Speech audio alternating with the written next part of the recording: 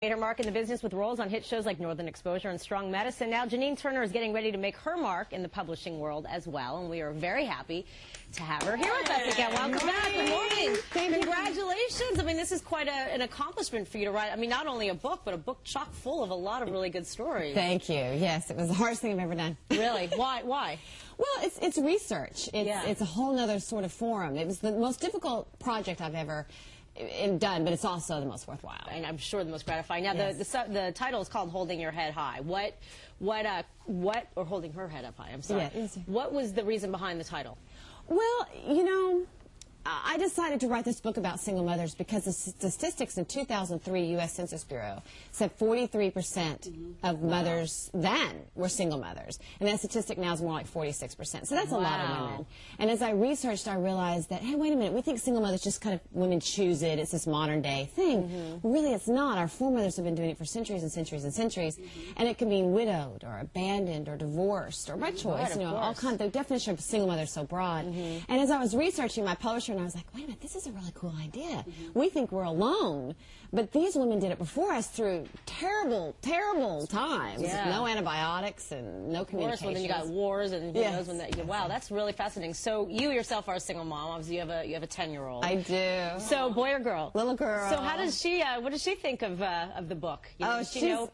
You know what you were doing, what you were up to? Oh, sure. Are you kidding? She's been my biggest supporter. She helped me look up things for the book, and she'll tell me if I have a typo. That's so funny. Leave it to the little girl like, Mom, you spelled that wrong.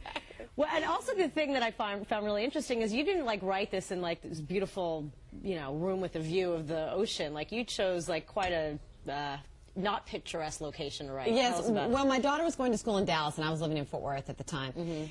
So it was a long drive. I thought, oh, I have an need to write this book. So I decided to get some sort of office. But I thought, well, I don't want to spend a lot of money. So I pulled out, and there was this office for rent 1 block from my daughter's school. And I walked in and said, look, I don't want to spend a lot of money. And he opens the door and goes, well, here's the storage room. And it had like filing cabinets and old wreaths. I said, how much? He goes, $100 a month. I'm like, hey, that's a steal. And I wrote it on a card table in a room with no windows and this little I guess it inspired you to write quicker, right? Yeah.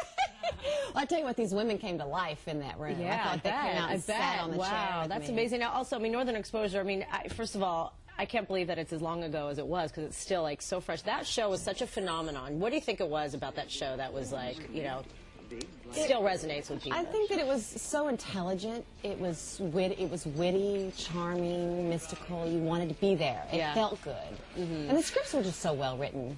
It was. That was one. It was like a real adult, smart show. Yes, but fun. Yeah, exactly. So now, I mean, you're living in Texas. Are you? Actually, we've been in New York City the past few months. Oh, good. So how are you? I'm a Texan, so I can't say I've officially moved to New York. Yeah, so you're not a New Yorker yet, but it doesn't take long. We've been here since August. Wow. So what's that been like for you? I love it. Well, I've lived here before. My struggling actress days, I lived here, so we're really enjoying it. That's great. Well, thank you so much for coming in, and congratulations again. And Janine will be signing copies of her book, Holding Her Head High, this Thursday at the Barnes & Noble in Brooklyn.